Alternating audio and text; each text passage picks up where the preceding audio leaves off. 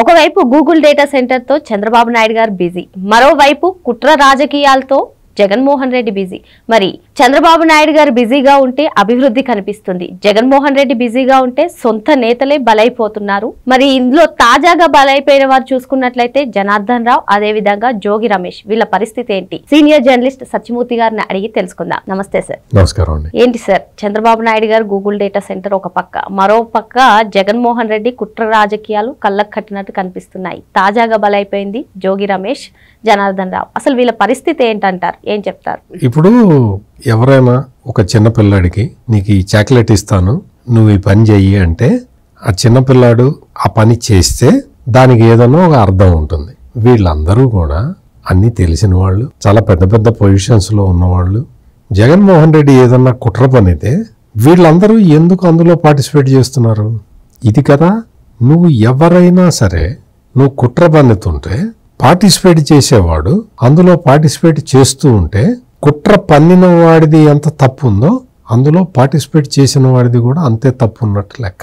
ఇక్కడ మనం జాగ్రత్తగా గమనిస్తే జోగి రమేష్ అనే వ్యక్తి అంతకు ముందర అంటే ఒక ఎమ్మెల్యేగా ఉన్న టైంలో చంద్రబాబు నాయుడు ఇంటి మీద అటాక్ చేశాడు.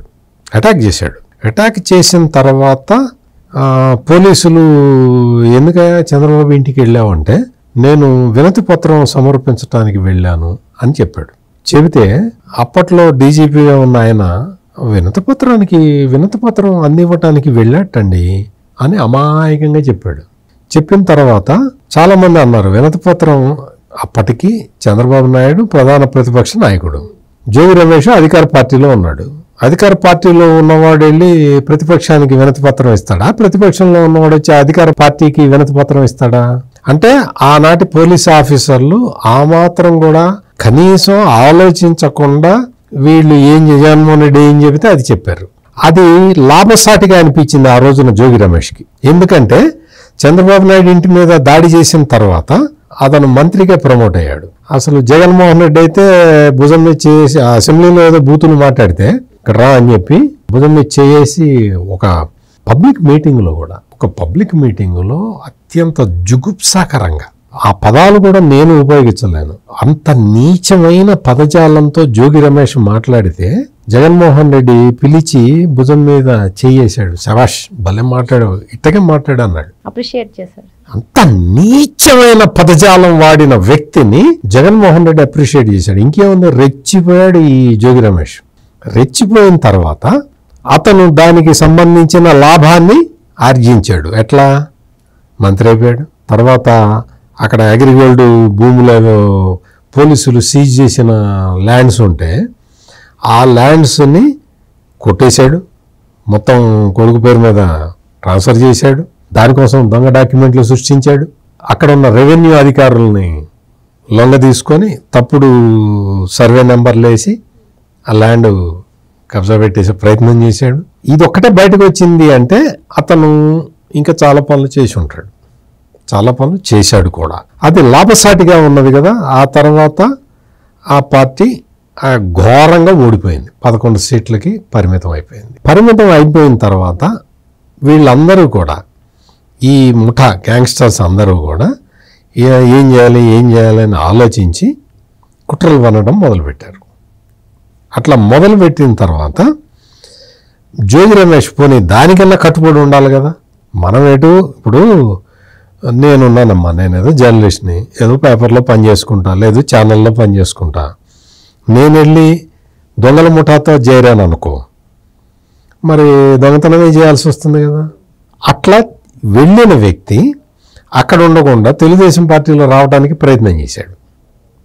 అధికార పార్టీలోకి వస్తే మనం సేఫ్గా ఉండొచ్చు, అంతకుముందు చేసిన అరాచకాలన్నీ మనం సేఫ్గా దాన్ని ఈ 5 ఏళ్ళు ట్రాన్స్ఫర్ చేయొచ్చు అని అనుకున్నాడు. ప్రయత్నం చేశాడు. తెలుగుదేశం పార్టీలో అతనికి ప్రవేశం కుదరలా, ఎవరూ ఒప్పుకోలే. చంద్రబాబు నాయుడు అయితే చీపోతలు అన్నాడు. గౌతు లచ్చన్న వర్ధంతి సభ, జయంతి సభ జరిగినప్పుడు ఇతను వెళ్ళి ఎవడు పిలవకుండా వెళ్ళి ఓపెన్ టాప్ జీపులో తెలుగుదేశం పార్టీ నాయకుల పక్కన చేరాడు. చాలా ఆగ్రహం వ్యక్తం చేశారు ఆ రోజు తెలుగుదేశం పార్టీ కార్యకర్తలందరూ కూడా. ఇతన్ని ఎట్ట చేర్చుకుంటారంటే మాకు తెలియకుండా వచ్చాడు అని చెప్పి అందరూ చెప్పారు. అంటే ఏమాత్రం అవకాశం దొరికినా లోపలికి జొరబడిపోయి అందులో తన లాభాన్ని లాక్కునే వ్యక్తి జోగి రమేష్. ఈ మధ్యకాలంలో జగన్మోహన్ రెడ్డి ఏం చేస్తున్నాడు అంటే రాష్ట్ర ప్రభుత్వాన్ని డిస్టెబిలైజ్ చేయటానికి, ఇప్పుడు అతనికి ఉంది 11 సీట్లు, చంద్రబాబు నాయుడుకు ఉంది 164 సీట్లు. దాన్ని ఎట్లా డిస్టెబిలైజ్ చేయాలి? చేయలేడు కదా, మామూలుగా సాధారణ పరిస్థితుల్లో చేయలేడు కదా.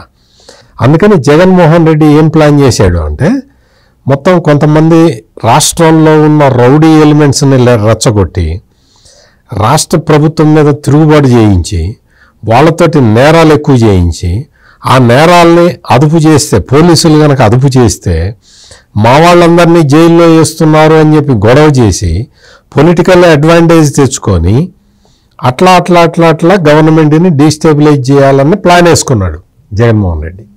అందులో భాగంగా ఏం చేశాడు?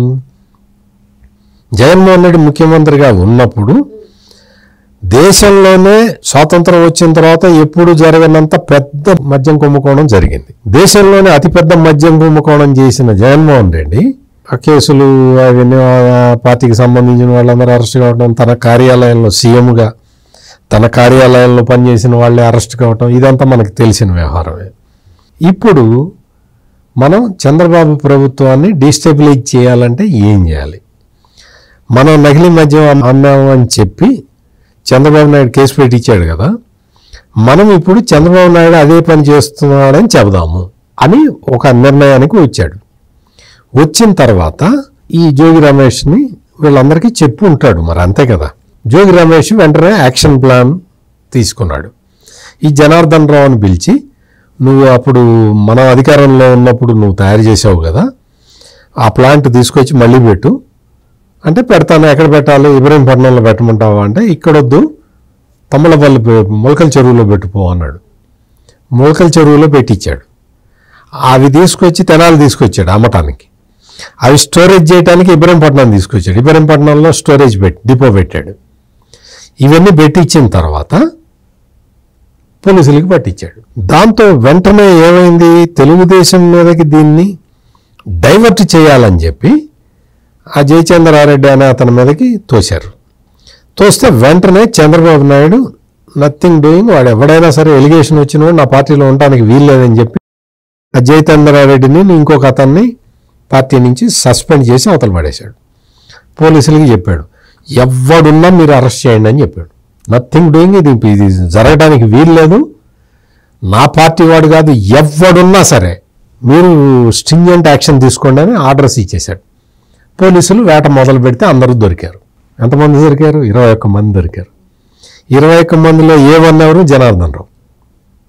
ఆ జనార్దన్ రావు సౌత్ ఆఫ్రికా సాక్షి టీవీలో, సాక్షి పేపర్లో ఏం రాశారు అంటే, డైరెక్ట్గా సౌత్ ఆఫ్రికా నుంచి డైరెక్ట్గా వచ్చేస్తున్నది మద్యం, లేబుల్స్ తయారు చేస్తున్నారు, అది తెచ్చి అతికిస్తున్నారు, ఇక్కడ మద్యం ప్లాంట్ కుటీర పరిశ్రమలా, అది వాళ్ళదే ఇది వీళ్ళదే, తీసుకొచ్చి ఇక్కడ పెట్టించి ఈ పెట్టించిన దాన్ని డిస్ట్రిబ్యూట్ చేయించి దాని డిస్ట్రిబ్యూషను రాష్ట్రం మొత్తం చేయాలి అంటే కుదిరే పని కాదు. ఎక్కడికక్కడ పోలీసులు పట్టుకుంటారు కదా. ఉన్నది జగన్మోహన్ రెడ్డి గవర్నమెంట్ కాదు కదా. జగన్మోహన్ రెడ్డి గవర్నమెంట్ అయితే మా అన్నది అంటే వదిలేస్తారు. ఇప్పుడున్నది చంద్రబాబు గవర్నమెంట్ కదా, అందుకని ఎక్కడ డిస్ట్రిబ్యూట్ కూడా కాలేదు. తెనాలి, ఆ మొలకల చెరువు, లేకపోతే ఇబ్రహీంపట్నం, ఈ 3 పాకెట్స్లోనే డిస్ట్రిబ్యూట్ అయింది. అది ఎప్పుడైతే ఎక్సైజ్ పోలీసులకి అక్కడ ఆదాయం తగ్గిందో వాళ్ళు పట్టుకున్నారు. ఇవన్నీ తీసుకున్నారు, వాళ్ళకి ఇన్ఫర్మేషన్ వచ్చింది, ఈ ఇన్ఫర్మేషన్ని మ్యాచ్ చేసుకున్నారు, పట్టుకున్నారు. ఇది పట్టుకున్న తర్వాత జగన్మోహన్ రెడ్డి ఏం ప్రచారం మొదలుపెట్టాడు? రాష్ట్రంలో సరఫరా అవుతున్న ప్రతి 4 మద్యం బాటిళ్లలో 1 డూప్లికేట్ అని చెప్పాడు. ఆ డూప్లికేట్ చంద్రబాబు నాయుడుది అన్నాడు. మొత్తం తీరా పోలీసులు ఇన్వెస్టిగేట్ చేస్తే ఎక్కడా డూప్లికేట్లు లేవు. మొలకల చెరువులో, ఇబ్రహీంపట్నంలో, ఈ తెనాలి దగ్గర తప్ప ఎక్కడ వేరే చోట ఎక్కడా లేదు. ఈ మొత్తం 1,70,00,000 అంత లెక్క చెప్పారు. అంత విలువైన మద్యాన్ని వీళ్ళు తయారు చేశారు. దాన్ని మొత్తం పట్టుకున్నాం, దాదాపుగా పట్టుకున్నాం, కొంత కన్జ్యూమ్ అయింది, మొత్తం పట్టుకున్నామని చెప్పి వాళ్ళు అధికారికంగా రిలీజ్ చేసి రెక్కలు విడుదల చేశారు. ఇవన్నీ వచ్చిన తర్వాత జగన్మోహన్ రెడ్డి ఏం ప్రచారం చేశాడు? మొత్తం రాష్ట్రం మొత్తం నగిలి మధ్యమే, మొత్తం ఈ డబ్బులన్నీ చంద్రబాబు ఇంటికి వెళ్తున్నాయని చెప్పాడు. కేసు తేలింది ఏంటి అంటే, ఈ జనార్దన్ రావు, అక్యూజ్డ్ నెంబర్ 1 జనార్దన్ రావు ఎవరైతే ఉన్నారో అతను చెప్పాడు, అసలు విషయాన్ని చెప్పేశాడు. ఏమన్నాడు అతను చెప్పింది? జోగి రమేష్ నా చేత ఈ మద్యం మేము అప్పుడు జగన్మోహన్ రెడ్డి ఉన్నప్పుడు తయారు చేశాము పార్ట్నర్షిప్లో, గవర్నమెంట్ పోయిన తర్వాత నేను ఆపేశాను, లేదు నువ్వు మళ్ళీ చెయ్యి, ఈ గవర్నమెంట్ని ఇరకాటంలో పెడదామని చెప్పి జోగి రమేష్ చెప్పాడు. అందుకు నాకు అప్పులు ఉన్నాయంటే నేను నీ అప్పులు 3 కోట్లు నేను తీరుస్తానని చెప్పి చెప్పాట. దాంతో మళ్ళీ మెషిన్ తీసుకొచ్చి పెట్టాడు. పెట్టి డిస్ట్రిబ్యూట్ చేయటం, ఈ ప్లేసులకి పంపించడం మొదలుపెట్టాడు. పోలీసులు పట్టుకున్నారు. పట్టుకున్న తర్వాత ఇతను కాపాడాలి కదా, 3 కోట్లు ఇవ్వాలి కదా, ఇవ్వలేదు. దాంతో అతను బయటకు వచ్చి ఏం చెప్పాడు? జోగి రమేష్ చేయించాడు, నాకేం తెలీదు, అతను చెప్తేనే చేశాను అని. జగన్మోహన్ రెడ్డి ఇందులో తెలుసుకోవాల్సిన నీతి ఏంటి అంటే, ఏదైనా ఒక నేరం జరిగితే దాన్ని పట్టుకుంటే ఆ పట్టుకున్న వ్యక్తిని హీరో అంటారు. ఆ నేరం అతనే చేయించి అతనే పట్టుకున్నట్టు నాటకం ఆడితే అతన్ని విలన్ అంటారు. ఇప్పుడు జరిగింది అది.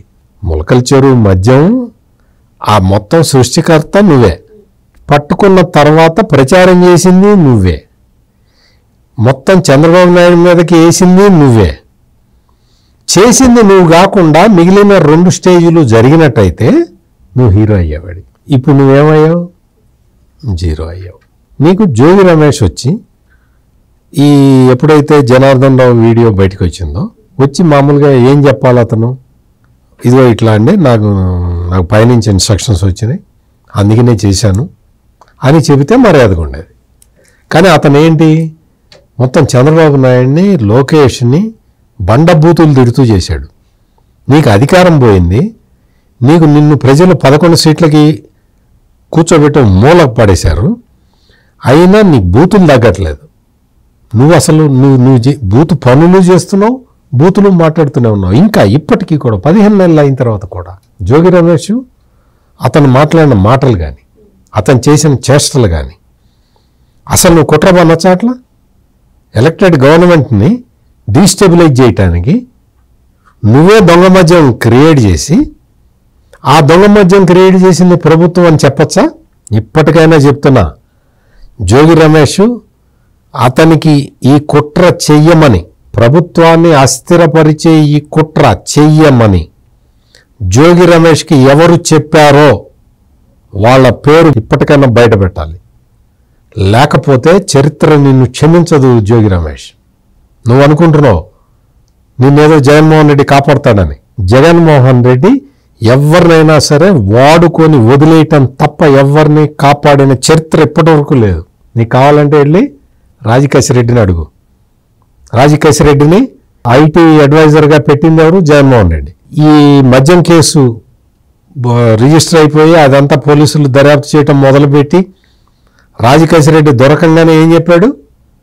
నాకు సంబంధం లేదు అతనితోటి, అతను విజయవాడ ఎంపీ కేశినేని శివనాథ్కి సంబంధించిన వ్యక్తి అని చెప్పి రాజకేశిరెడ్డిని డిజోన్ చేసుకున్నాడు. అంటే నీకు కేశినేని శివనాథ్కి క్లోజ్ అయితే నువ్వు అతనికి పదవి ఎట్లా ఇచ్చావు? ఐటీ అడ్వైజర్ పోస్ట్ ఎట్లా ఇచ్చావు?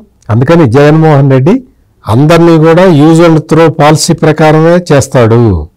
గుర్తుపెట్టుకో జోగి రమేష్.